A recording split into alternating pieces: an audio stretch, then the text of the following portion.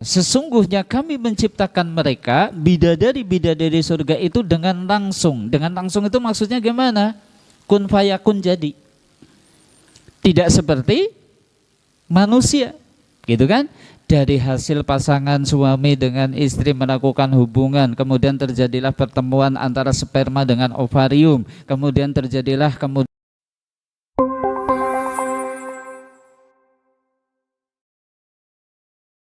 Bismillah. Assalamualaikum warahmatullahi wabarakatuh.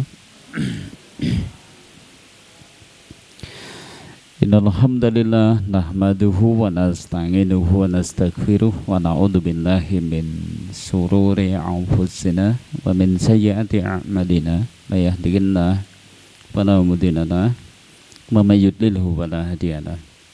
Asyhadu an la ilaha illallah wahdahu la syarikalah wa asyhadu anna Muhammadan abduhu wa rasuluh. Allahumma shalli wa sallim wa barik ala Muhammadin wa ala alihi wa ashabihi wa man tabi'ahum bi ihsanin ila yaumiddin. Amma ba'da. Fa ya ibadallah usikum wa iyaya bi taqwallah. Faqad qala Allah ta'ala ya ayyuhalladzina amanu taqullaha haqqa tuqatih wa la tamutunna illa wa antum muslimun. Wa qala Rasulullah sallallahu alaihi wasallam man yuridillahu bihi khairan yufaqihu fiddin.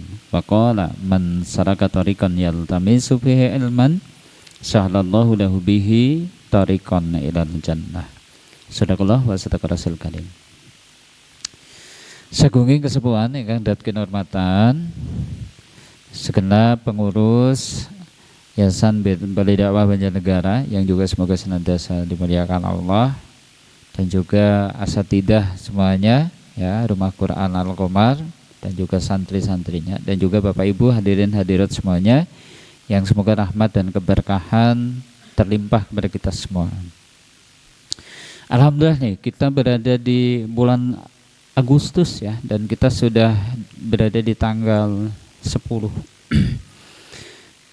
Biasanya sudah mulai banyak lomba-lomba dan kegiatan perayaan. Tapi sedikit mungkin kami ingatkan, ada satu himbauan nih dari Komisi Fatwa Majelis Ulama Indonesia. 3 perkara yang kayaknya diperintah untuk dihindari kaitannya dengan lomba atau peringatan, yaitu apa? 1, dilarang ngadain acara atau ngikutin acara yang nanti di situ ada penyerupaan laki-laki seperti perempuan, perempuan seperti laki-laki. Tasyabuh terhadap lawan jenis, karena ini termasuk perbuatan yang dilaknat oleh Nabi, gitu kan? Nabi itu melaknat laki-laki yang mutasabihatu binisa, ya, mutasabihatu nisa, laki-laki yang menyerupai perempuan, dan sebaliknya perempuan yang menyerupai laki-laki. Makanya Komisi Fatwa MUI mengingatkan, andai karnaval, andai ada lomba, jangan yang seperti itu. 2, Komisi Fatwa MUI juga mengingatkan, kalau ada lomba yang ternyata pakai biaya pendaftaran dan ternyata hadiah dikumpulkan atau dibeli dari biaya pendaftaran yang dikumpulkan itu, ini masuk kategori judi. Jadi harus dihindari.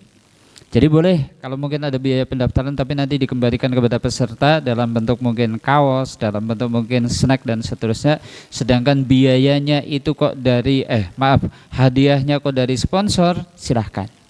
Tapi kalau ada biaya pendaftaran dan biaya itu kemudian dikumpulin dan kemudian dibeliin hadiah, yang menang yang dapat hadiah dan seterusnya, ini masuk kategorinya judi. Seperti itu ya, misalnya lomba jalan santai ada biaya pendaftaran, nanti kalau ternyata hadiahnya murni dari biaya pendaftaran itu, nggak boleh gitu. Nah yang ketiganya, Majelis Fatwa MUI juga mengingatkan, Komisi Fatwa Majelis Ulama Indonesia mengingatkan, kalau ngadain pawai Jangan sampai menutup akses jalan sehingga kemudian menghambat orang yang mungkin mau bepergian sehingga kemudian terhalang tidak bisa melewatinya. Karena ini termasuk juga perkara yang di dalam Islam sebenarnya nggak boleh. Sholat di jalan aja nggak boleh, nanti mengganggu orang yang mau lewat gitu kan. Nah ini apalagi yang bukan sholat. Nah itu mungkin sedikit kami ingatkan karena biasanya bulan Agustus bulan banyak perlombaan, peringatan-peringatan dan seterusnya. Usahakanlah peringatan dan juga lomba-lomba yang ada adalah peringatan dan lomba-lomba yang tidak bertentangan dengan syariat. Nanti silahkan merujuk ke situsnya Majelis Ulama Indonesia supaya kemudian mendapatkan informasi yang mungkin lebih jelas seperti itu. Nah, kaum muslimin alhamdulillah nih ya, di sore hari ini terang benderang dan mungkin kita dihadapkan pada pilihan-pilihan kegiatan. Mungkin di ART di lingkungan banyak kegiatan juga. Ternyata kita diringankan langkah kaki kita untuk kembali berkumpul di majelis kita. Semoga ini pertanda nih Allah sayang kepada kita, cinta kepada kita, sehingga kemudian dimudahkan bagi kita itu untuk melakukan amal-amal yang harapannya Allah ridhoi tentunya. Dan di sore hari ini kita masih melanjutkan seri tamasya kita ke surga. Setelah kita bicarakan ya berbagai kenikmatan surga dari makanannya, ya, minumannya, pakaiannya, gitu kan. Bahkan kemudian sungai-sungai yang ada di sana, buah-buahannya dan seterusnya. Termasuk terakhir kemarin kita bahas istananya, ya, bahwa penghuni surga itu semuanya punya istana. Nah, hari ini kita akan melanjutkan, gitu kan. Kayaknya makan enak, rumah megah belum lengkap ya. Kalau tidak ada bagi bapak-bapak, gitu kan, bagi ibu-ibu sih paling klecam-klecam tok ini, gitu kan. Makanya kemarin kan sudah saya ingatkan untuk pertemuan Senin besok, ibu-ibu tidak mau hadir ya nggak apa-apa. Daripada cemburu gitu kan, nanti cemburu, wah ini bapak-bapak senang banget gitu kan. Tapi nanti penting juga untuk diketahui karena nanti insya Allah nanti kita juga akan bahas, mungkinkah dengan pesona bidadari yang nanti kita bahas itu wanita dunia itu kemudian bisa menandinginya. Nah itu nanti ada pembahasan tersendiri, makanya ini jadi nanti relate juga insya Allah ya. Baik Bapak Ibu, sebelumnya salawat serta salam semoga senantiasa tercurah pada uswah kita, teladan kita Rasulullah Muhammad Sallallahu Alaihi Wasallam beserta keluarganya, sahabatnya dan juga orang-orang yang siqah dalam dinul Islam ila yaumil qiyamah. Ya. Jadi surga itu sebenarnya menawarkan nih kepada orang-orang yang beriman itu berbagai macam kenikmatan. Ditawarkan ya berbagai macam kenikmatan, tadi kenikmatan pandangan, kenikmatan mungkin tadi makanan ya, kelezatan gitu kan, termasuk juga suara gitu, kenikmatan suara dan seterusnya, bahkan termasuk kaitannya dengan syahwat gitu.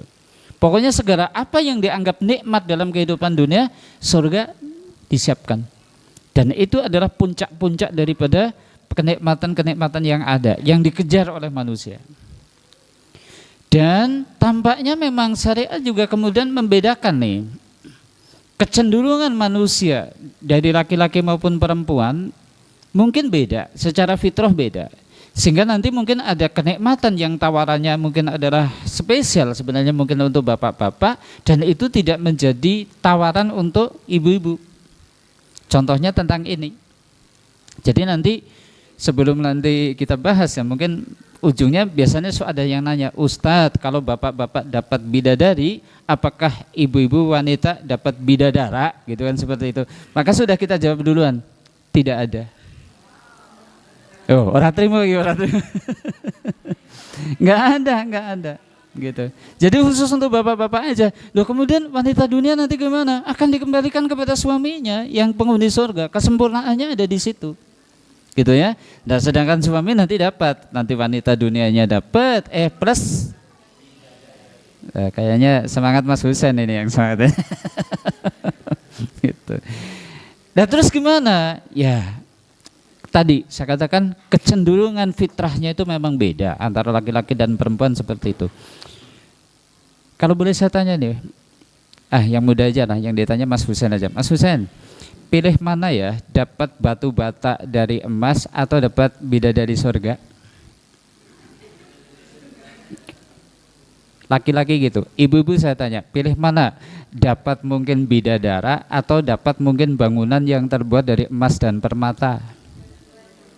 Dua-duanya. Ternyata lebih berangas.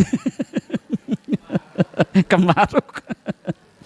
Tapi biasanya kecenderungannya gitu. Kalau wanita itu mungkin lebih suka itu, kalau misalnya nih, ibu-ibu zaman mungkin masih gadis dilamar, satu ada perjaka, nggak ganteng-ganteng amat ning sugih.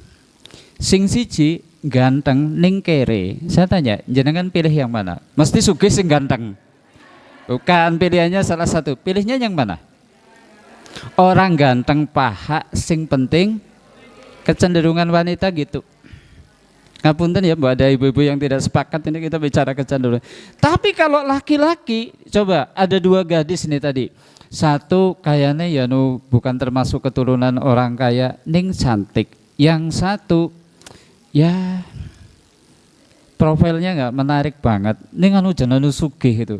Husen lagi sen, pilih mana? Ya kan, cantik kan, bidadari makanya. Begitu ya, jadi fitrahnya gitu, karena nanti tawaran-tawaran di surga seperti itu ya.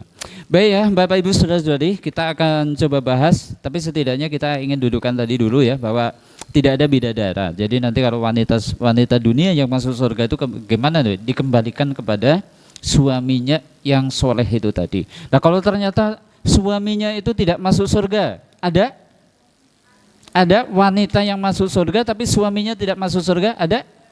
Sopo? Nah, istrinya Fir'aun. Istrinya Fir'aun itu wanita solehah gitu kan, tapi suaminya dedengkot kekafiran, yaitu Fir'aun itu sendiri. Fir'aun mungkin nanti akan masuk surga? Kok kayaknya orang percaya gitu. Fir'aun bisa masuk surga?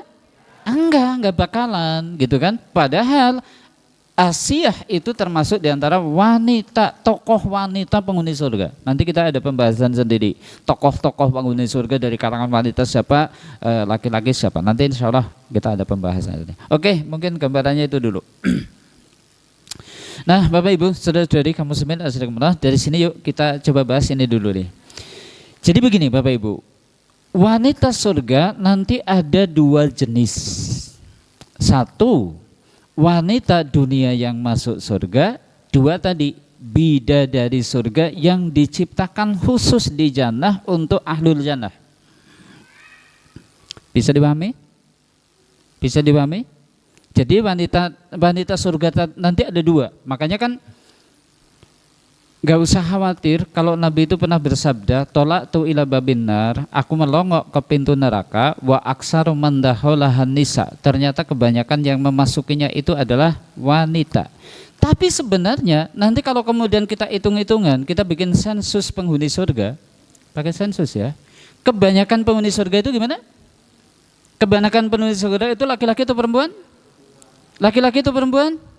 Perempuan, karena nanti perempuan penghuni surga itu ada dua jenis, wanita dunia dan bidadari surga yang diciptakan khusus di jannah untuk ahlul jannah. Bukan wanita dunia, bidadari ini bukan wanita dunia, memang diciptakan khusus oleh Allah di surga. Nah ini sebagaimana yang difirmankan oleh Allah ya. Allah Ta'ala ngerti kok, a'udzubillahi minasyaitonirrajim. Walahum fiha ajwajum mutahharatu wahum fiha khalidun. Ini untuk wanita dunianya. Bagi mereka di dalam surga itu ada ajwajun.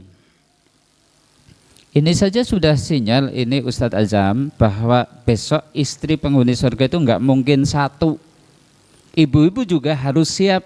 Jenengan itu enggak mungkin besok itu kemudian jadi satu tok gitu kan di surga. Enggak. Ajwajun berarti gimana? Jamak. Kalau tunggal namanya apa? Zaujatun. Zaujun atau zaujatun. Berarti istri-istri mutahharatun yang suci. Wahum fiha khalidun dan dia kekal di dalamnya. Oke, ini wanita dunia. Bidadarinya mana? Nah, ini kemudian disebutkan. Muttaqiina ala sururim masfufah. Mereka bersandar di atas dipan-dipan, di atas kasur-kasur yang empuk berderetan. Wa zawajnahum bihurin in, dan kami nikahkan mereka dengan bidadari-bidadari yang bermata jelita. Makanya wanita surga ada dua. Tadi wanita dunia yang masuk surga plus hurun in. Siapa? Siapa hurun in? Bidadari yang bermata jelita. Halo, ibu-ibu, kok kayaknya SM kecut gitu, gitu kan, rasanya cemburu. Makanya kemarin kami sampaikan kayaknya cemburu ini, nanti ibu-ibu cemburu gitu. Nanti penghuni surga seperti itu, ya, penghuni surga seperti pasti tidak bisa tidak gitu kan. Satu wanita dunia, kemudian ada bidadari surga. Jumlahnya berapa? Jumlah bidadari yang dikasihkan kepada laki-laki berapa? Berapa Mas Husain? Jaluk berapa Mas Husain? Mas Reza, jaluk berapa bidadari ini? 7.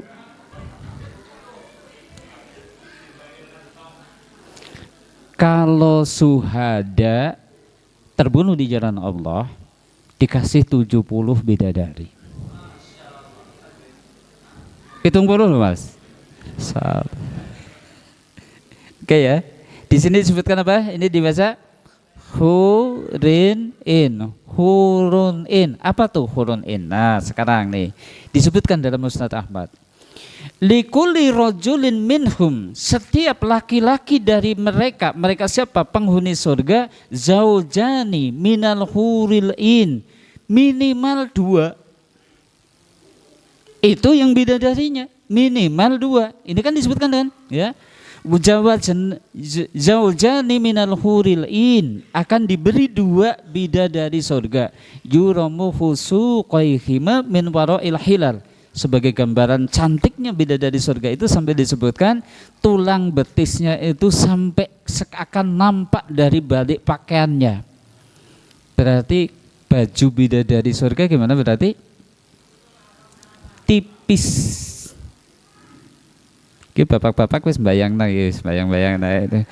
Sampai betisnya saja itu seakan-akan nampak dari balik bajunya seperti itu. Nah, Nabi kemudian bersabda begini, waladi nafsu Muhammadin biyadih, demi zat yang jiwa Muhammad berada di tangannya, ma fiha min azab, enggak ada tuh penghuni surga jomblo, enggak ada. Sabar Mas Azam, urung ketemu yang ngemben nang surga. Maksudnya gimana? Enggak ada, pokoknya pasti berpasangan. Yang namanya penghuni surga enggak ada yang jomblo, pasti berpasangan. Soal dia itu sampai meninggalnya enggak nikah, besok tetap dapat pasangan. Soal ada wanita yang sampai meninggalnya juga enggak nikah, besok tetap dapat pasangan.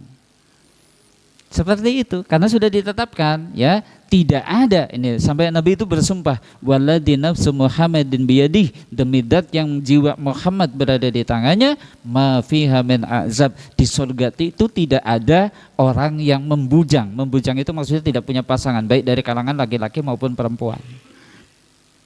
Sekalipun meninggalnya dalam keadaan belum pernah nikah. Termasuk juga Ibunda Maryam. Punya suami?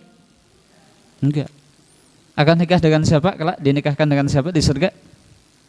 Ini tokoh wanita penghuni surga, diantaranya adalah Bunda Maryam. Para ulama berpendapat kelak akan dinikahkan dengan Nabi kita, Nabi Muhammad SAW. Wanita yang paling mulia ya pasti akan dinikahkan dengan laki-laki yang paling mulia. Sudah, rumusnya seperti itu, gitu kan. Oke, kamu semua sudah kemulah. Sekarang mari kita coba lebih detailkan ini. Kalau bahas seperti ini, saya paling nggak enak itu dengan ibu-ibu ini masalahnya, gitu kan itu. Yuk kita tengok ya, pesona dan sifat bidadari surga. Oke, seperti apa? Yang pertama ini kaum muslimin, bidadari surga itu diciptakan di jannah tanpa proses kelahiran. Ini beda dengan wanita dunia, ya. Makanya disebutkan ini. Ayo kita baca nih surat Al-Waqiah ya. A'udzubillahi minasyaitonirrajim. Inna ansha'nahunna insha'a faja'alnahunna abqara uruban atroba li ashabil yamin sulatum minal awwalin wa sulatum minal akhirin.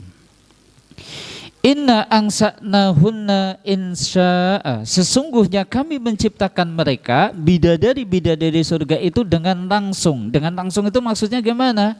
Kun fayakun, jadi. Tidak seperti manusia, gitu kan? Dari hasil pasangan suami dengan istri melakukan hubungan, kemudian terjadilah pertemuan antara sperma dengan ovarium, kemudian terjadilah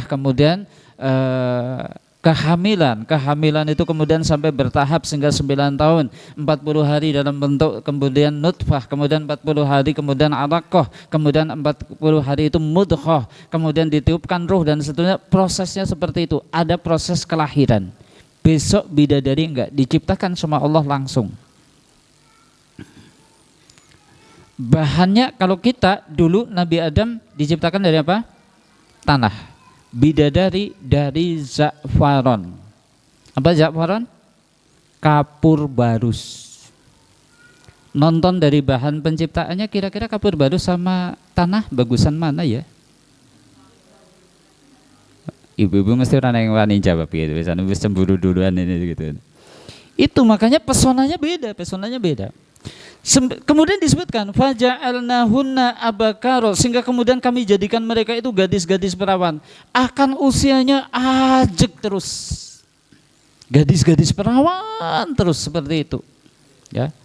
Mbok 100 tahun nang surga, mbok 200 tahun nang surga. Bidadari akan seperti itu, tetap dalam kondisinya faja'alnahunna abkara uruban atroba, penuh cinta, lagi sebaya umurnya, yaitu sekitar berapa? Sekitar 30-an. Bukan remaja belia banget enggak, tapi sekitar 3. Penghuni surga itu semuanya seperti itu.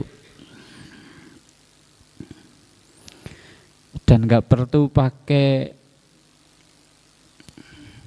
skincare, tidak perlu treatment, tidak perlu mungkin mandi susu dan seterusnya. Keremajaannya itu akan tetap seperti itu, gitu kan? Ini makanya kemudian disebutkan gitu, faja'alnahunna abakara uruban atroba. Untuk siapa itu semua? Di ashabil yamin. Nah, makanya kalau bisa kita jadi ashabul yamin. Untuk siapa? Untuk siapa? Golongan kanan. Golongan kanan itu siapa sih? Nah tadi orang-orang yang kelak akan mendapatkan kitab catatan amal dari sebelah kanannya. Ini ashabul yamin. Nanti ada yang spesial lagi, muqarrabun, yaitu orang-orang yang didekatkan oleh Allah, gitu kan? Kelompok-kelompok yang didekatkan kepada Allah. Sulatum minal awalin, makanya disebutkan yang namanya ashabul yamin itu segolongan besar dari umat-umat terdahulu, wasulatum minal akhirin, dan segolongan besar pula dari umat-umat yang kemudian. Beda dengan muqarrabun ya. Nanti kayaknya umat akhir zaman tidak sebanyak yang sampai kepada derajat muqarrabun. Yang jelas ini disiapkan bidadari seperti itu untuk ashabul yamin, golongan kanan.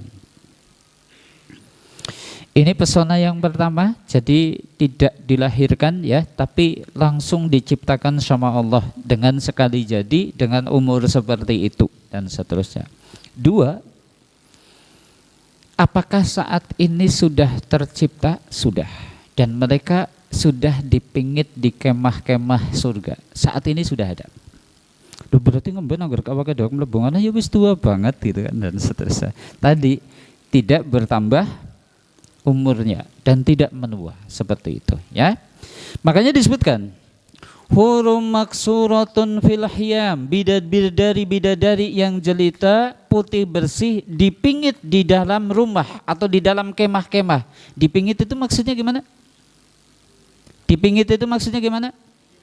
Ya dari Rakit ke utara sedikit ya.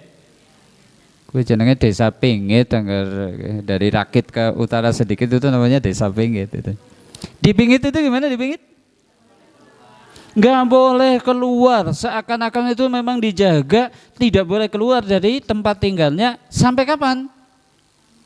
Sampai kapan? Sampai hari kiamat tiba, manusia-manusia yang calon akan menjadi suaminya itu kemudian sudah masuk surga, baru ini akan dikeluarkan. Berarti dalam kurun waktu sedemikian lama dipingit di kemah-kemah yang ada di dalam surga itu tadi, sehingga kecantikan mereka terjaga, ditujukan hanya untuk suaminya nanti calon penghuni surga. Jadi sebenarnya sudah diciptain, oke, bidadarine Ustadz Azam, bidadarine Ustadz Husain, ini bidadarine Mas Reza, ini bidadarine Ustadz Puji, sudah dibuatkan. Sudah gitu.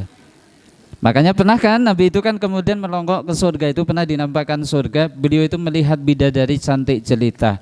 Kemudian Nabi itu bertanya, ini bidadarinya siapa gitu kan, calon punya siapa? Dikabarkan, itu calonnya Umar bin Khattab, sudah disebutkan. Halo, ada yang jomblo-jomblo, sabar gitu kan. Siapa tahu memang jodohnya di surga. Gitu. Ya. Kemudian disebutkan ini, lam yatmishunna insun qablahum walajan. Yang mana bidadari ini belum pernah, artinya tidak pernah disentuh oleh manusia sebelum mereka, suaminya belum pernah juga disentuh oleh jin. Ini menarik ya untuk kita cermati ya kalimat ini ya. Bidadari yang sudah dicipta, yang dipinggit di kemah-kemah, dijaga, sampai kemudian nanti yang pokoknya akan dipertemukan ya tidak lain dengan siapa? Suaminya calon penghuni surga itu. Sehingga disebutkan lam yatmishunna insun qablahum walajan, yang mana sebelumnya bidadari ini belum pernah disentuh. Kata disentuh di sini disentuh dalam tanda petik. Bisa dipahami? Bisa dipahami? Kising bujang-bujang, nah, paham malah aku deg-degan nih kising bujang-bujang itu kan gitu. Nah yang udah nikah sih nggak masalah. Disentuh yang dimaksud disentuh beda, bukan disentuh, tapi mohon maaf ya, boleh dijelasin? Digauli, belum pernah digauli oleh manusia maupun jin. Nah dari situ, oh berarti beda dengan wanita dunia yang masuk surga. Bukan tidak mungkin, dia itu dulu janda orang kafir, kemudian dinikah oleh orang beriman, sama-sama keduanya masuk surga. Berarti sebelumnya pernah disentuh oleh orang lain sebelum suaminya. Satu, dua, oh ternyata yang namanya wanita dunia bukan tidak mungkin tidak disentuh oleh manusia, tapi disentuh oleh jin. Halo, ini yang harus waspada. Makanya sedikit, suami istri kalau mau berhubungan itu disuruh doa. Doanya gimana? Oh jebul bisa ketahuan urung ngerti dongane sebelum berhubungan. Gimana doanya? Bismillah. Allahumma janibna syaiton wa janibna syaiton ma razaqtana. Ya Allah, jauhkanlah setan dari kami dan jauhkanlah setan dari apa yang Engkau rezekikan kepada kami. Kita minta agar dijauhkan. Artinya kalau kita tidak berdoa, itu bukan tidak mungkin setan itu sebenarnya ikut bergabung dengan kita menikmati itu. Bisa dipahami? Kita berdoa wajanibna ma razaqtani, dan jauhkanlah apa yang Engkau rezekikan. Maksudnya kalau nanti dari hasil hubungan itu kok punya anak, kita berharap anak itu pun dijauhkan dari setan. Mulane anggar anak bocah kombreng kulung nakal jenengan cok karo bocah kaya setan. Kayane ya nu gemen dong anu kuwi anu randonga. Dadi nedalokna anak setan gitu kan.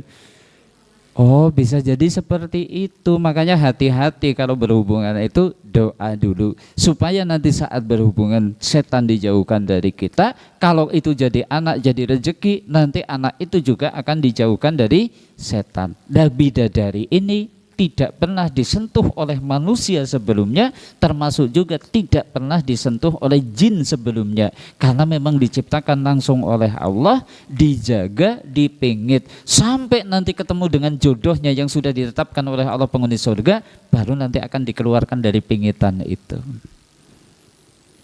Halo, original bapak-bapak gitu kan, masih original gitu kan. Ini yang kedua ya, kaum muslimin as-sadaqakumullah. Nah yang ketiga, pesona bidadari surga. cantik wajahnya, bagus akhlaknya. Sempurna enggak? Sempurna? Sempurna. Ayu si ayu ning murahan. Ya nek wong dalanan sih mungkin ya gelem, tapi nek ustad ya kayaknya ya ora ya.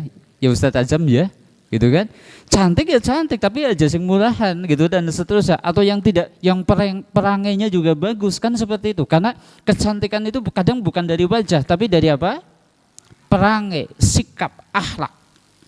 Nah, ternyata bidadari surga itu dua-duanya itu spesial. Makanya disebutkan fihinna khairatun hisan. Di dalam surga itu ada khairatun hisan. Ada apa? Khairatun hisan. Khairatun hisan itu apa sih? Khairatul wajah, khairatul akhlak, wa hasanul wujuh. Akhlaknya bagus, wajahnya cantik.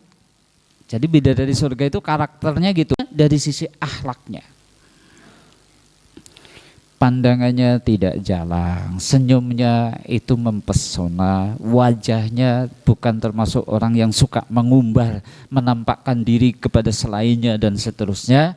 Itu kebagusan akhlak, tutur katanya santun dan seterusnya. Wajahnya cantik, lengkap seperti itu.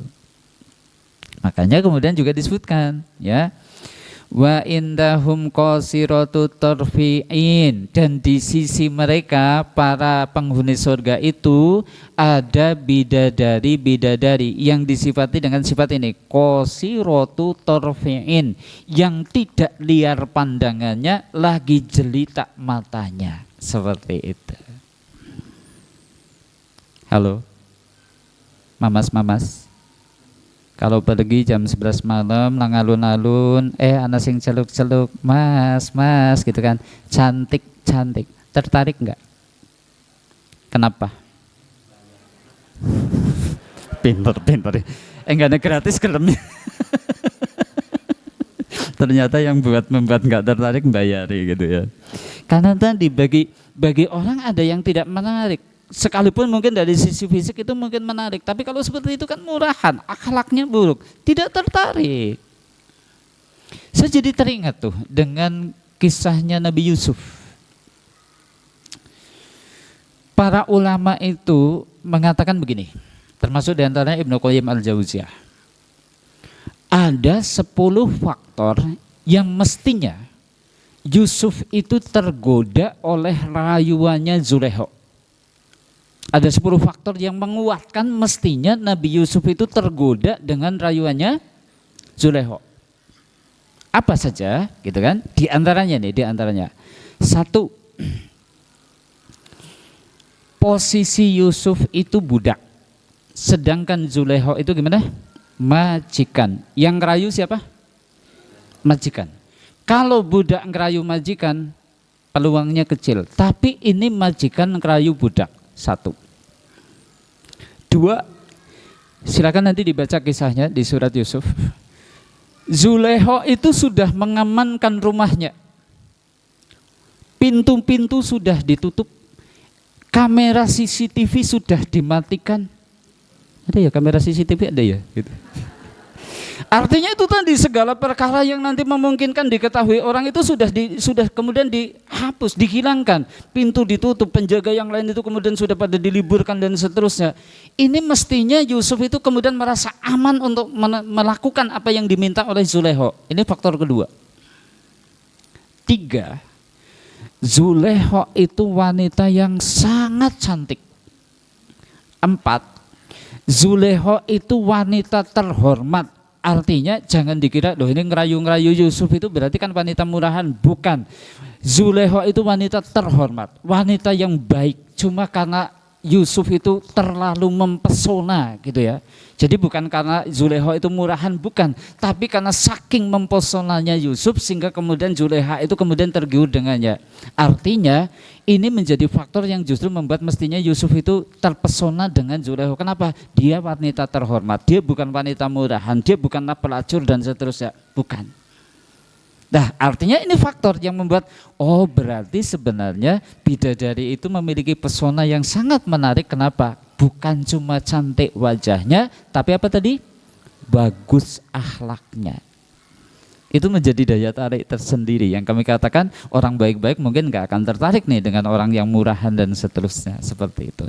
Ini yang ketiga, Bapak Ibu saudara-saudari kaum muslimin dan saudara. Yang keempat, kulitnya putih dan juga halus. Ora ono bidadari kok panunen, ora ono. Sikile kok meletek-meletek, ora ono. Kukune kok ireng-ireng dan pecah-pecah, ora ono dan seterusnya gitu. Pripun Pak? Bojone jenengan pripun Pak? Walus Ustaz, tapi yo biayanya larang gitu kan. Sing go skincare, sing go treatment dan seterusnya gitu. Gitu bidadari surga gitu. Wa hurun in ka'amsalil lu'lu'im maknun. Disebutkan itu. Di dalamnya ada bidadari-bidadari surga yang bermata jelita, ka'amsalil lu'lu'im maknun, yang mana mereka itu laksana mutiara yang tersimpan dengan baik, seperti lu'lu', mutiara. Ngetos mutiara? Yang ada di dalam kerang itu loh, yang ada di dalam kerang, bukan mutiara sing gawe bubur gitu kan, bukan. Itu seperti mutiara yang tersimpan. Coba kalau mungkin yang punya mutiara dipandang kulit bidadari surga nanti seperti itu. Ya. Sehingga kemudian disebutkan warna kulit mereka seperti warna putih mutiara yang ada di dalam kerang dan tidak pernah disentuh oleh tangan siapapun sebelumnya. Seperti itu. Halo ibu-ibu, mungkinkah menandinginya? Mungkinkah menandinginya? Kita bahas nanti ya, insya Allah ya. Ini kita lanjutkan dulu nih, ini kita lanjutkan. Kecantikan dan keharuman badannya, itu kan. Aduh, lengkap banget. Iya, itu kan. Disebutkan dalam Sahih Al-Bukhari ini. Walau anna imro'atan min nisa'i ahlil jannah itola'at ilal ad. Sekiranya ada wanita dari wanita penghuni surga itu kok melongokkan wajah mereka itu ke bumi, la adoat ma bainahuma, ya, maka akan menerangi seluruh atmosfer, seluruh permukaan bumi itu tadi. Wala mala'tu ma bainahuma rihan, sehingga kemudian keharumannya itu memenuhi atmosfer yang ada. Wala nasifuha yaknil himaro khairu minad dunya wa ma fiha, dan kebagusan kerudung bidadari surga itu lebih baik daripada dunia beserta isinya. Wah, Allah. Kudu ngetok bae kaya gue. Itu. Halo ibu-ibu. Ibu-ibu. Kudungan udah gapiranan. 1.000 telu serba 35.000 gitu kan. Ini kerudung bidadari surga kalau dinilai itu seperti itu. Tapi ada yang menarik tadi kalimat itu tadi. Sekiranya ada bidadari surga kok melongok itu kan, muncul di bumi, sudah menerangi permukaan bumi yang ada. Bahkan kemudian andai kemudian atau bau harumnya itu kemudian memenuhi aromanya, keharumannya itu memenuhi atmosfer yang ada di dalamnya. Masya Allah, seperti itu. Ini yang kelima. Kalau tadi kulitnya putih halus, ini juga disebutkan kulitnya lembut. Ka'annahunna baydum maknun. Ini sanjungannya beda lagi. Seakan-akan mereka adalah telur burung onta yang tersimpan dengan baik. Kalau kemudian dalam hadisnya ada satu riwayat gini, kelembutan dan kehalusan kulit mereka seperti kelembutan dan kehalusan kulit yang ada di dalam cangkang telur. Pernah melihat kelamat ngertos kelamat, kulit apa yang di bawah cangkang itu loh, cangkang, kemudian nanti telur kan ada apa, kulit luarnya. Nah kehalusannya itu sebenarnya seperti itu gitu kan, disebutkan seperti baidu maknun, seperti telur yang tersimpan dengan baik. Sehingga kemudian juga disebutkan begini nih, pesona bidadari ini disebutkan dalam Sahih Al-Bukhari. Awalu zumratin yadkhulul jannah, kelompok pertama yang akan masuk surga ala suratil qamari lailatal badri, wajah mereka itu seperti bulan purnama. Ini artinya kalangan laki-laki yang pertama masuk surga itu kelak itu wajahnya seperti bulan purnama, cerah. Kemudian disebutkan likulli mri'im minhum, setiap mereka dari penghuni surga itu zaujatani, akan mendapatkan dua istri, kullu wahidatin minhuma, yang masing-masing diantaranya yuramuhu saqiha min wara'il lahmiha, tulang betisnya itu atau sumsum tulang betisnya itu nampak dari balik dagingnya, minal husni, saking cantiknya. Ini mungkin penggambaran yang kalau dalam bahasa Indonesia agak susah dipahami, tapi mungkin bagi orang yang paham bahasa Arab dan orang Arab ngerti maksudnya itu saking cantiknya pol, sehingga diibaratkan tulang sumsumnya saja gimana nampak dari balik dagingnya. Nah, makna sebenarnya kan malah medeni ya gitu kan, keton balungnya, keton sumsumnya malah medeni gitu kan. Makanya ini gambaran hiperbola ya tentang cantiknya bidadari surga. Nah, kemudian disebutkan yusabbihunallaha bukratan wa asiyah. Yang namanya bidadari itu geriangnya apa sih? Ini tasbih dan juga bertasbih, senantiasa bertasbih pagi sore itu ucapannya gitu, subhanallah, subhanallah, subhanallah. Nggak ada penghuni surga kok ngorong-ngorong gitu kan, malah padu karo bojone, omongane kasar, nggak ada gitu kan, karena tutur katanya lembut, santun, ya ucapannya tasbih pagi, sore dan seterusnya. Kemudian disebutkan la yasqomuna wala yamtahituna wala yabsukuna, bidadari surga itu tidak pernah sakit. Ora tahu meriang, ora tahu pilek, ora tahu watuk-watuk, diare, muntaber, gatel-gatel, gudigen, panunan, nggak ada. Ya, wala yam tahituna, dan juga bidadari surga itu gimana? Tidak ada yang beringus. Bahasa Jawanya nopo? Umbelen, nggak ada. Ya, wala yabsukuna, bidadari surga itu tidak ada yang meludah. Nah, meludah kan bukan meludah, tapi orang anak bidadari surga kok ngiler. Wis turune ngorok, ngiler maning. Anggeranu pengantin anyar sih ora masalah gitu ya, pengantin anyar bojone ngiler. Dek, saya itu nggak bisa tidur sebelum mencium aroma ilermu itu. Pengantin anyar, tapi yang wis 14 tahun berarti bojone ngiler ya nu jangan sebel banget. Ngiler plus ngorok maning. Kayaknya ana sing kerasain. Lebih dari surga itu disifati seperti itu, tidak pernah sakit, tidak pernah meriang dan seterusnya, tidak kemudian meler-meler atau tadi umbelan, tidak pernah ngiler. Sehingga kemudian disebutkan lagi, Masya Allah ini.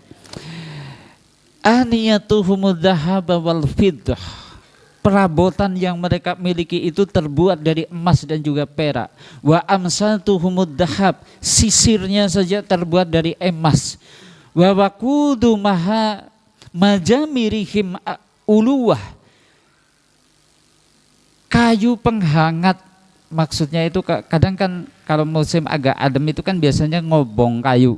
Ini yang buat obongannya saja kayu cendana, sehingga kemudian asapnya itu aromanya wangi, sehingga kemudian apa?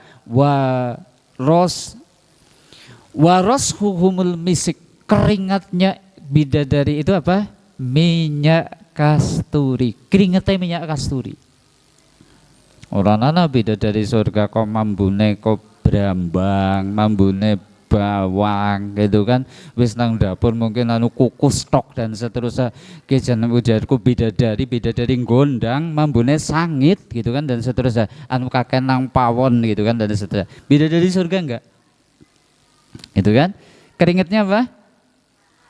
Misik, minyak kasturi. Masya Allah. Ini ya. Lagi nih. Yang ketujuh nih, gigi bidadari. Sampai sedetail itu Ustaz, ada riwayatnya, masalahnya ada riwayatnya gitu. Begini. Yatasa'u nuru fil jannah. Jadi ceritanya itu suatu saat tiba-tiba itu kayak apa ya, bahasa Jawana itu padang mencorong gitu loh, sehingga bikin penghuni surga itu terkaget-kaget, ngerti-ngerti kok mak kurilap gitu kan, kayak ada cahaya yang sangat-sangat terang gitu kan. Wa yarfa'u ahlul jannah ru'usahum, saking terangnya cahaya itu sehingga kemudian penghuni surga itu sampai pada mendongakkan kepalanya ke atas. Gimana apa gitu kok tiba-tiba cahaya gimana? Terang benderang.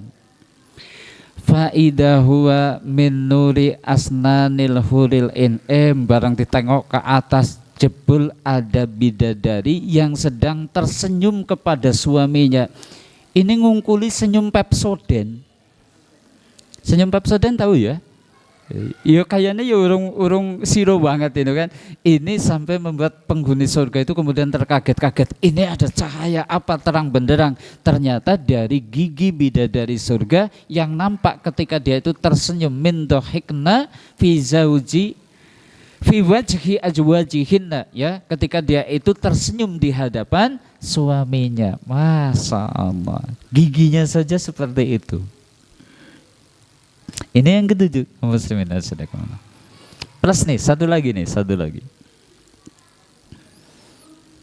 Ada paduan suara bidadari surga. Gimana?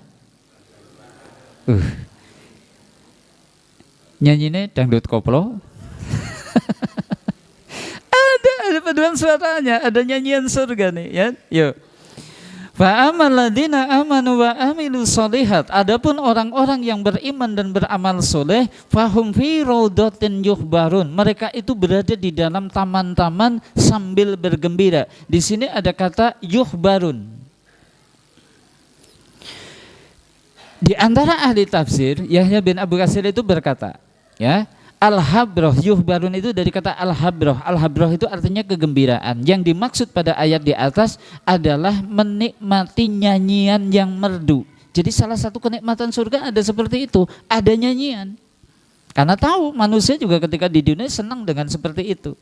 Ya, nyanyian itu muncul dari mana? Tadi paduan suara bidadari. Disebutkan nih, inna fil jannati la mujtama'an lil huril in. Sesungguhnya di surga itu ada la mujtama'an lil huril in, kelompok bidadari-bidadari, berkumpulnya bidadari-bidadari, yurofi'na bi aswatin, yang mana mereka itu kemudian memperdengarkan kemerduannya, lam yasma' khalaiku mislaha, yang mana para makhluk itu belum pernah mendengar ada suara seindah dan semerdu itu sebelumnya. Jadi kalau hari ini mungkin kita kadang terpesona dengan suara yang begitu indah, nanti di surga ada, dan bahkan keindahannya belum pernah terdengar oleh manusia sebelumnya. Ternyata itu keluar dari siapa? Dari ini tadi, mujtama'an lil huril in yurofi'na bi aswatin. Mereka paduan atau bidadari yang pada berkumpul, dan kemudian mereka itu mengeraskan atau kemudian mengeluarkan suaranya yang begitu merdu itu tadi. Masya Allah, paduan suara bidadari gitu kan. Nah, kalau dalam riwayat yang lain kalimatnya begini nih, disebutkan oleh sahabat Abu Hurairah, inna fil jannati nahron, sesungguhnya di surga itu ada sungai, tulal jannah, yang mana sepanjang pinggirnya itu berdiri, ya, hafatahul adaro kiamun mutaqabilat, ya, di pinggir sungai surga itu berbaris berdiri gadis-gadis yang saling berhadap-hadapan dan kemudian bernyanyi. Makanya di sini disebutkan yuhanniyina bi ahsani aswatin. Mereka itu bernyanyi dengan sebagus-bagus suara, yasma'uhal khalaik, yang pernah didengar oleh makhluk.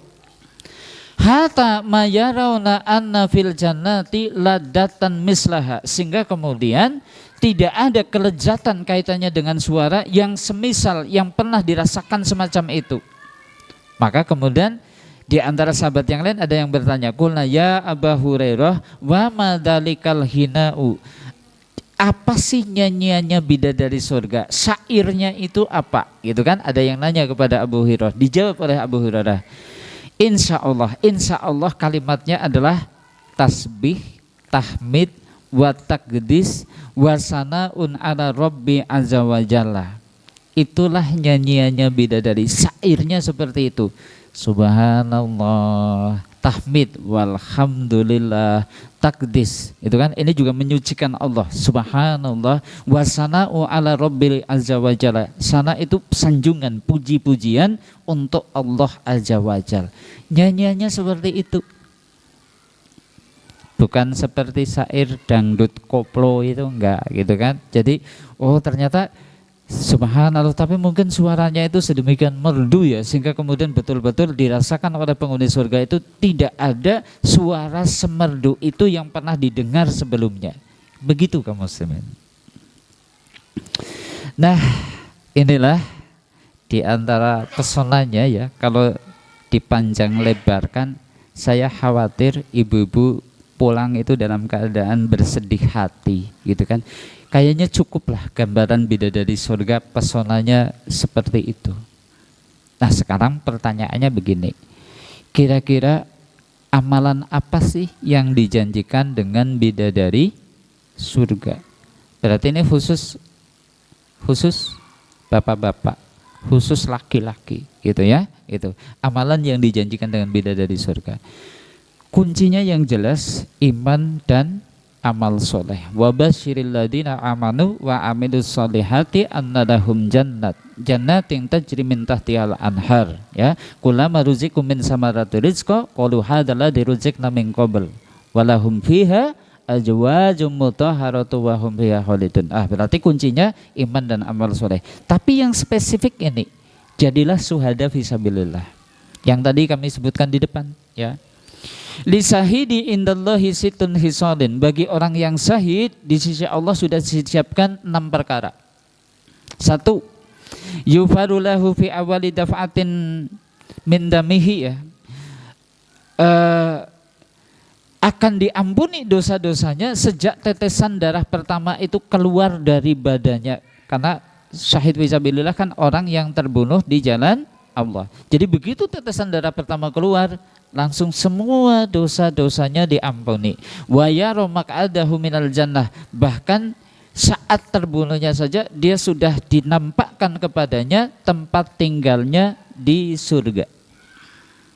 2, wa yujaru min adabil qabri, orang yang syahid di jalan Allah itu terbebas dari siksa kubur.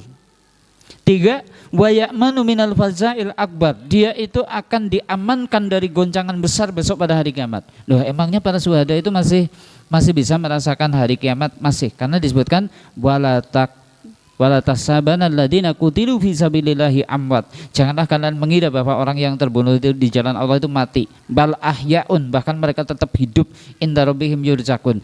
Tapi tetap hidup, datang hari kiamat tidak merasakan kegoncangannya.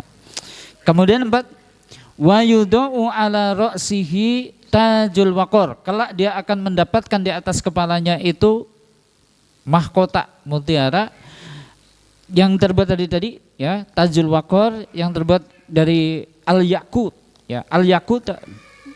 Al-yaqutatu minha khairum minad dunya wa ma fiha, yang satu hiasan di dalam mahkota itu saja permatanya itu lebih baik daripada dunia beserta isinya. Kemudian yang kelimanya nih, wa ma fiha yujawazu isnataini wasab'ina zaujatan minal hurul ain, dan akan dinikahkan dengan 72 bidadari yang bermata berjelita. Yusafa'u fi sab'ina minal aqaribihi, dan yang keenamnya dia berhak memberi syafaat kepada 70 anggota keluarganya. Ini orang yang terbunuh di jalan Allah. Salah satunya dijanjikan dengan berapa Mas Reja? Bukan 70, 72. Halo Mas Azam, 72. Asal gimana? Sahih. Ustadz, ada enggak amalan yang tidak seberat jihad fisabilillah sampai terbunuh tapi dijanjikan dengan bidadari? Ada. Ini nih Pak. buat bapak-bapak nih. Bidadari juga akan disiapkan bagi orang yang bisa menahan emosi, amarah. Yuk kita baca dulu nih hadisnya. Man kadoma huidun, siapa yang bisa menahan amarahnya, wa huwa yaqdiru ala ayunafidahu, padahal dia punya kuasa untuk melampiaskannya. Misal nih ya, istrinya memancing emosi, suami punya kuasa untuk marah tapi tidak marah. Bisa dipahami? Karena ada orang tidak marah itu kenapa? Karena tidak punya kuasa untuk marah. Anu rawani karo bojone, dadine kan ora tahu jengkel, mbok bojone kaya ngapa ora tahu jengkel. Bukannya anu pemaaf, tapi anu ora wani. Ini beda, dia punya kuasa untuk melampiaskan emosi dan amarahnya kepada istrinya, tapi dia tidak marah, dia kendalikan amarahnya. Apa yang didapat? Da'ahullahu ala ru'usil khalaik yaumal qiyamah. Si laki-laki ini besok akan dipanggil oleh Allah di hadapan seluruh makhluk pada hari kiamat. Dipanggil di hadapan seluruh makhluk. Diberi penghormatan, penghargaan. Apa penghormatan penghargaannya? Hatta yuhayyirahu min ayyil khurisa'a. Dia disuruh milih, silahkan pilih bidadari mana yang dikehendakinya. Gitu Mas Husain. Jadi nek istrine jenengan mancing-mancing emosi, jenengan tahan, ngelegi Dubai. Ngono kok arep mancing emosi kaya ngapa? Nyong anu ora arep jengkel, men nyong ngemben kon milih kayak gitu Mas Husain. Tambah jengkel. Gitu. Jadi nanti sama istri ditantang, wis ngono gawe emosi kayak ngapa? Nyong ora bakalan jengkel. Nyong anu men ngemben bisa milih bidadari. Ini kamu seminar sedekah. Nah, seperti itulah pesona bidadari surga. Sebagai penutup begini, ini ucapannya Ibnu Qayyim, saya tulis saja. Manusia yang paling sempurna kebahagiaannya, artinya baik dalam hal nikmat makan, nikmat minum, nikmat pakaian, tempat tinggal, termasuk dalam hal nikmat syahwat di surga nanti, adalah akan didapat oleh mereka yang paling bisa menjaga dirinya dari apa yang diharamkan di dunia ini. Bisa dipahami? Jadi semakin orang itu hati-hati banget dalam kehidupan dunianya, tidak berani mengambil sesuatu yang haram, entah itu kaitannya dengan makanan, entah itu kaitannya dengan minuman, entah kaitannya dengan pakaian, entah kaitannya dengan urusan syahwat, dia jaga dari setiap yang haram, besok orang itu orang yang paling sempurna di dalam dia mendapatkan kenikmatan di surga, entah kaitannya dengan makanan, minuman, pakaian, termasuk kaitannya dengan syahwat. Artinya kalau hari ini mungkin kita suka memperturutkan syahwat kaitannya dengan makan minum, besok mungkin masuk surga pun tidak akan sesempurna orang yang bisa menjaga diri dari perkara yang diharamkan sama Allah. Kalau hari ini dalam berpakaian kita mungkin tidak berusaha untuk berpakaian dengan sempurna, besok pun pakaiannya di surga tidak akan sesempurna oleh penghuni surga yang lain. Termasuk kaitannya dengan syahwat. Orang yang mungkin tidak menjaga dari perkara yang dilarang sama Allah, ya besok tidak akan mungkin sempurna mendapatkan pesona bidadari yang tadi sudah kita sebutkan. Sehingga kemudian Ibnu Qayyim mengatakan, barang siapa menghabiskan kebaikan-kebaikan dunia dan kelezatannya, maka kelak di akhirat ia diharamkan dari itu semua, atau setidaknya dikurangi kenikmatannya. Sebagaimana Allah Ta'ala berfirman, adhabtum thayyibatikum fil hayatikumud dunya wastamta'tum biha. Kamu telah menghabiskan rezekimu yang baik dalam kehidupan dunia saja, dan kamu telah bersenang-senang dengannya. Makanya sudah di akhiratnya nanti mungkin tidak sesempurna orang lain di dalam menikmatinya, karena dia sudah menikmati kehidupan dunianya. Inilah kaum muslimin, semoga tulisan akhir ini bisa menjadi inspirasi ya. Kalau begitu yuk kita di dunia itu gimana? Ya berada di jalan Allah. Perintah tunaikan, larangan jauhi, halal silahkan ambil, yang haram tinggalkan, yang subhat dan seterusnya jauhi. Insya Allah kita akan sempurna di dalam menikmati surga nanti. Nah, terakhir muncullah pertanyaan ini.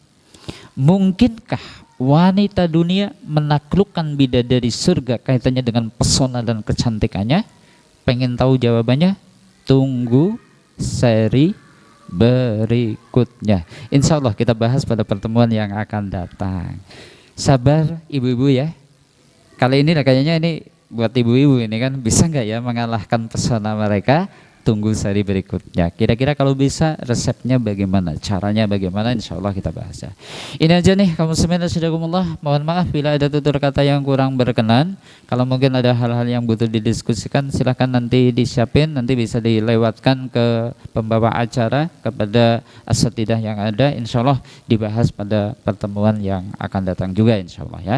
Demikian dari kami dan selamat atas hari kemerdekaan ya nanti pada waktunya, dan kita sudah berada di bulan Agustus, bulan kemerdekaan. Tapi ingat tadi ya, ada beberapa event yang kayaknya sama Majelis Ulama Indonesia diingatkan. Satu, jangan berpakaian yang menyerupai lawan jenis, laki-laki menyerupai perempuan, perempuan menyerupai laki-laki, entah urusan karnaval, entah urusan lomba, sekedar guyon-guyonan, senang-senangan, tidak boleh.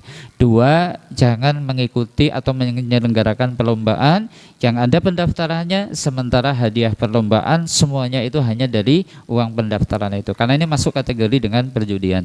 Tapi kalau santai, sepeda santai dan seterusnya. Kemudian jangan lomba-lomba yang menghinakan diri. Menghinakan diri artinya mempertontonkan hal-hal yang tidak diperkenankan di hadapan orang banyak dan seterusnya.